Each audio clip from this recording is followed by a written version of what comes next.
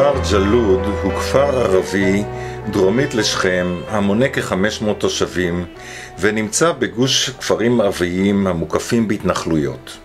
בשני לינואר 2013 ירד פאוזי עם משפחתו לחרוש את אדמותיו בליווי צה"ל כפי שקבע בג"ץ. המתנחלים מאש קודש הסמוכה ירדו לשדות, הבעירו צמיגים וניסו למנוע בכוח את החריש. אחר כך יצאו בכמה ימים של מסע התנכלויות ופוגרום נגד הכפריים. ביום שבת, 5 לינואר, ארגנה קבוצת תל אביב שכם של לוחמים לשלום ביקור תמיכה אצל פאוזי ותושבי הכפר. ראינו ושמענו את סיפורו של בעל האדמות הפלסטיני המנסה לשמור על אדמות משפחתו זה 100 שנים מפני נגיסת המתנחלים ושלטון הכיבוש הישראלי. קודם כל ברוכים הבאים, אני מברך אתכם במקום פאוזי. אנחנו בו נמצאים בכפר ג'לוד. כפר ג'לוד הוא כפר קטן, הוא 500 תושבים. 6 أو 7 مستوطنات. מסביב לג'לוד יש 6-7 התנחלויות. شيلو. شفوت رحيل. שבות רחל, זה אני לא צריך לתרגם. حوالي 20,000 دونم. הקרקעות שנמצאות מסביב לג'לוד הם 20,000 דונם. طابوا ممكن ثلثين الأرض ثلثين יש جلد. בסביבות 15,000 דונם זה טאבו. ו-80% מהאדמות שלהם נמצאות בידי ישראלים, בין אם זה צבא או בין אם זה מתנחלים. בסדר, 80% מהאדמות הופקעו למעשה. כן. 16,000 דונם. מתוך 20,000 נשארו להם רק 4,000 דונם. וגם זה זמני.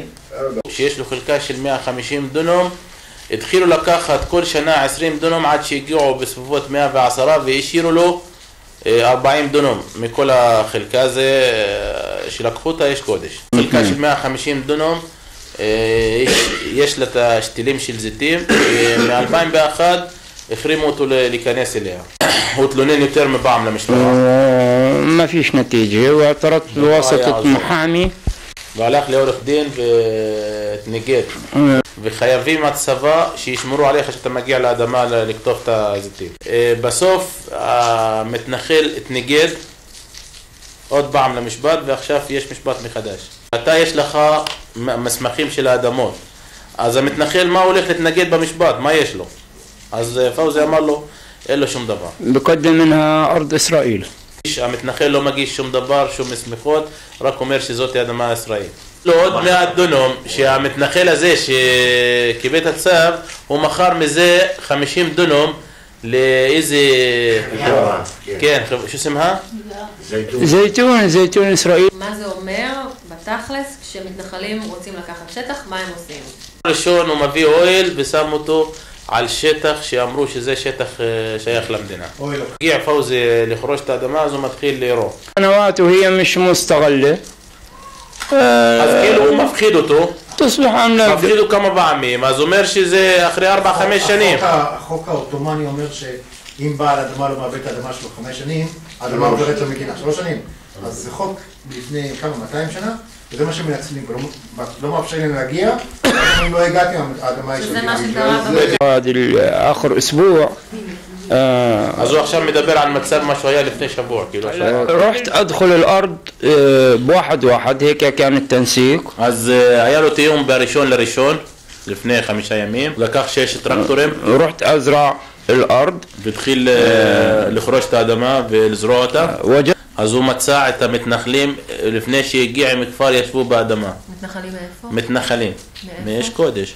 إيش قدش. אז שהגיע, המתנחלים התחילו להתנגד ולזרוק עליו ועל החבר'ה שם עם הטרקטורים ופאוזי והמשפחה אבנים.